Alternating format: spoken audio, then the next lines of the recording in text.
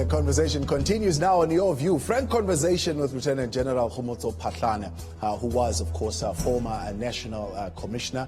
He says he's not an ex-cop, folks. Get it right. All these headlines say ex-cop. What is an ex-cop? He doesn't understand.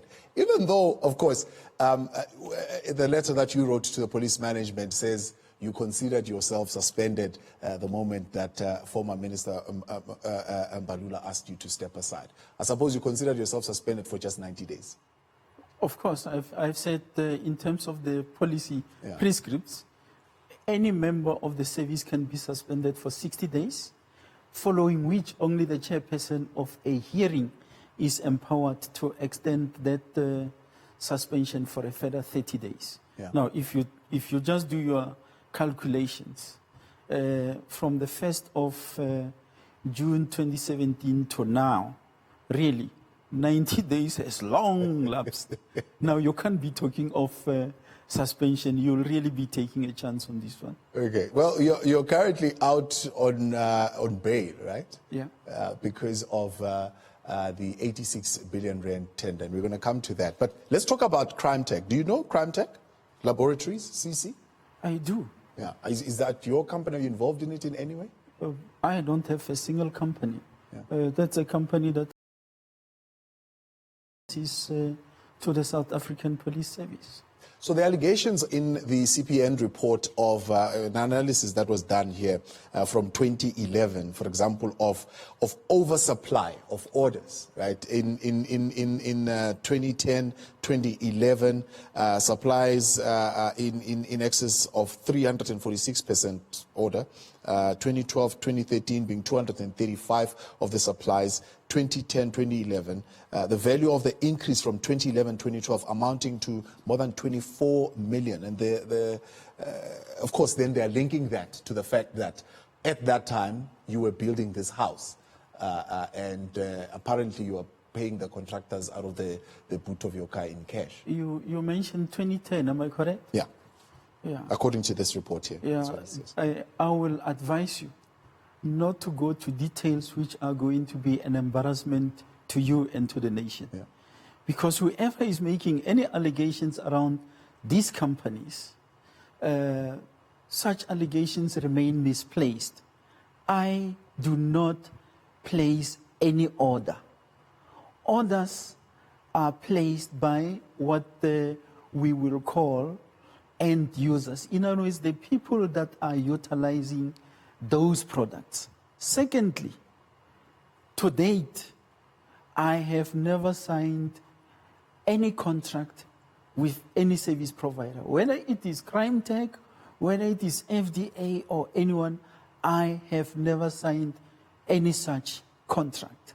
Thirdly, I do not and have never said on any panel which adjudicates the award. So these misplaced allegations are at times not worth dignifying with a response. So the CPN, you're completely rejecting the CPN? No, let me just go back, and that's why I'm saying, are you saying 2010? Yeah. Anyone who is informed will tell you that up to 2010, I was the Divisional Commissioner Personnel Services. I was responsible for HR issues. Okay. I had absolutely nothing to do with Crime Tech or any other company that has or had business with the South African Police Service in the space of forensic services. Okay. So these are things that are being said. And if there was some substance, really, since 2010 until 2019, we are now going to 2020, you are not able to find the evidence of wrongdoing on Phahlane's side relating to that. Is it not showing how incompetent the people are that are busy with these investigations? Is it not crossing your minds that there is something really fishy here? Yeah. How to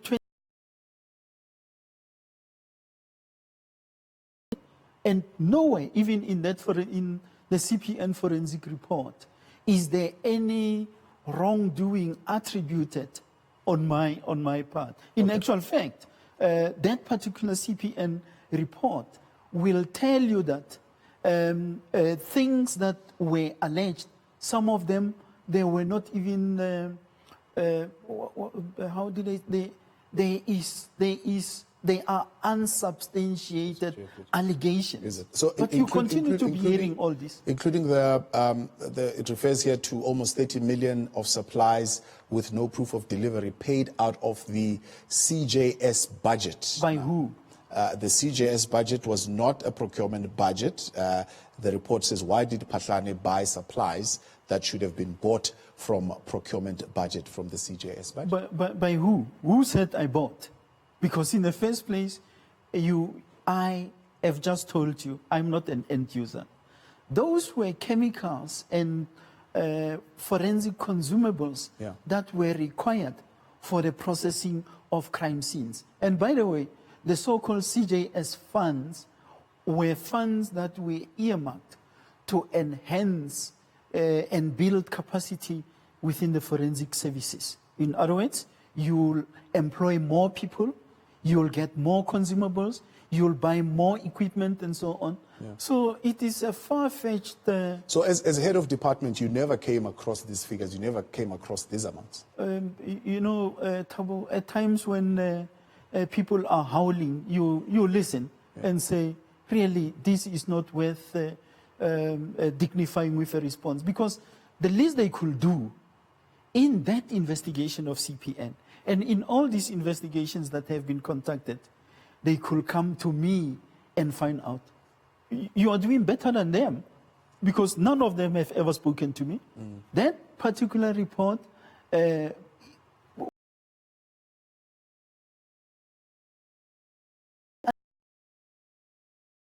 well, the they say it's Ria Commission. Pierre. Well, are you saying it's you? No. When those allegations were made, I then wrote to the National Commissioner, which at the time was General Pierre, and I said, this is worth investigating. She undertook to appoint an independent investigation team to conduct the investigation, and they did so. 2 years following that, they produced a report. The report was only made visible to me a year later, and that report attributes no wrongdoing on my part, but I continue to be hearing. Now, the funny part is that that report on its own is investigated by IPID, is investigated internally. They are investigating their own reports, which found no... Let's talk about IPID. At what point did you discover that IPID was investigating you? I got to know about the investigation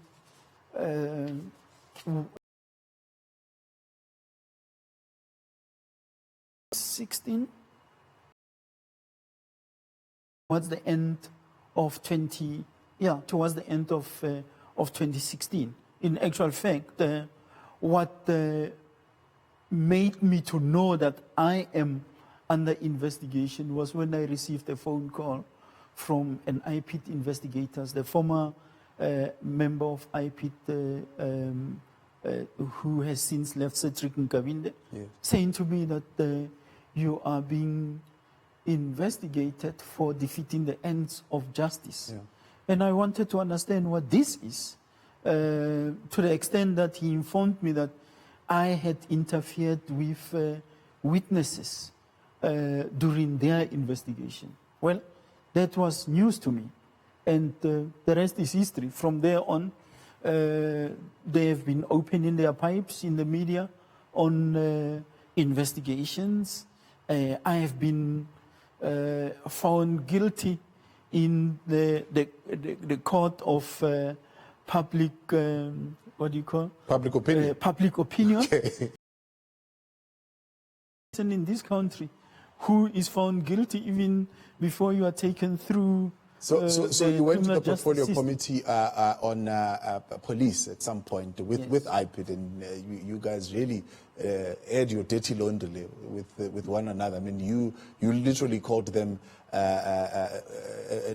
what did you call them? OPID. because you said they are not an independent body at all.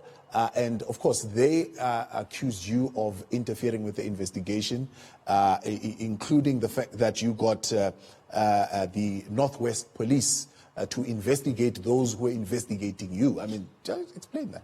No, I'm not going to explain that because I've said it many a times. The police, whether you call the police from Northwest or from KwaZulu-Natal or wherever, they remain members of the South African Police Service. Yeah. They are a national competence. Policing is a national competence. It's not like they are municipal police where you can find the JMPD only in Johannesburg who can do work in Pretoria, or TMBT who can do work in Joburg, vice versa. Police can do work anywhere else, so there is nothing wrong. Was that though not a retaliation on your part that IPID is investigating you and therefore I'll get somebody else to investigate those who are investigating me, and in a sense then interfering with the investigation? You see, the problem is that everyone like listening to themselves on this particular issue. Even in Parliament, I have said I had not appointed anyone to do the investigation. The appointment of the Northwest team followed a threat assessment that was conducted. And the then acting Divisional Commissioner of Crime Intelligence found substance of a threat in the investigation that they have conducted, which resulted in her approaching the Provincial Commissioner of the Northwest to assign a team to do the investigation. But when this propaganda is being spread, it's Phahlane has appointed a counter team. I have never appointed any team to counter any investigation. I am saying whoever has any evidence of wrongdoing on my part, please bring evidence before the court. Call me to court. I will go and answer. You earlier just said that I am on bail. Yes, the 1st of March this year. I was called and to appear in court for a matter which I know absolutely nothing about. It's the blue lights contract that was awarded in Gauteng. Yes. Now, the allegations were... You're accused number 7. Yeah, I'm accused number 7. Yeah. Why am I not number 1? Anyway... let's take a break. We have no time. I'm going to come back. You'll tell me why you're not accused number 1. Yeah. Lieutenant General Khomotso Phahlane with us on the Frank Conversation. It's your view on Newsroom Africa, Channel 405. We'll continue after this.